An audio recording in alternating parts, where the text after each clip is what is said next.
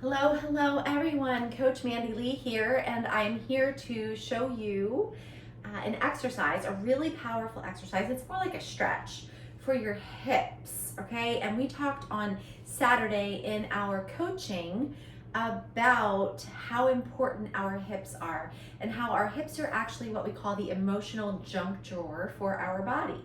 Okay, so we hang on to things like fear, stress, okay? We hang on to things like trauma in our hips, okay? So it's really important for us to stretch this hip muscle. And again, we talked on Saturday, how there's this muscle group in our hip area, in our pelvic area called the psoas muscle.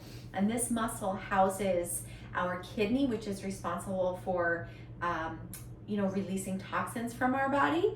And it also houses our adrenal glands, which is responsible for the flight, fight, and freeze response, which is like our trauma response, okay? So when our psoas muscle is inactive or dormant, or it's tight and it's frozen, then it won't work, it won't do its job. And it won't help contract the liver, it won't help contract the adrenal glands, and you'll kind of get stuck in those trauma responses. You won't be able to flush toxins out of your body, and the only way to actually activate and stretch out that psoas muscle if it's frozen is to stretch it or to do these exercises. Okay, so I'm going to show you a really simple exercise today, but it's really important that you watch how I'm executing this exercise, because there is a specific way that you need to execute the exercise, because if you don't execute it properly, then you will not receive the benefits of the exercise. Okay, so I have a chair here because you will need a chair for this exercise. And what you want to do is you want to take the leg that's closest to the chair, and you want to kind of drape that leg over the chair, and you want to kind of cheek it. So you only want one cheek on the chair, okay? So one butt cheek on the chair.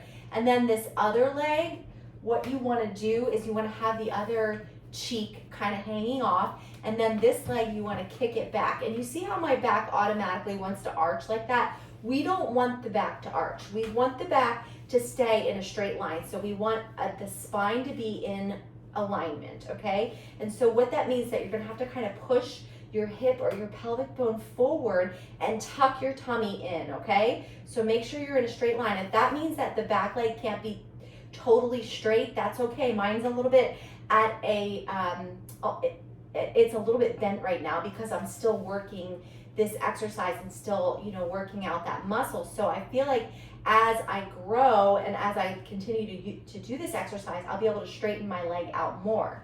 But then what you want to do is, again, make sure that the back is in alignment. You don't want to arch like this. You want to be in alignment. So tucking your tummy and pushing your hip bone forward. And then you want to take a breath, a belly breath. And then on your exhale,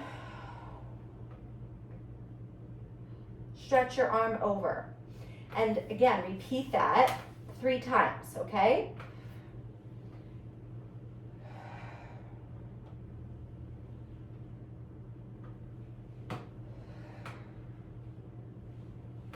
Good, and you can feel that all into your knee and into your tummy, and wow, that's such a stretch for the hips, okay? So it is a super intense stretch for the hips, okay?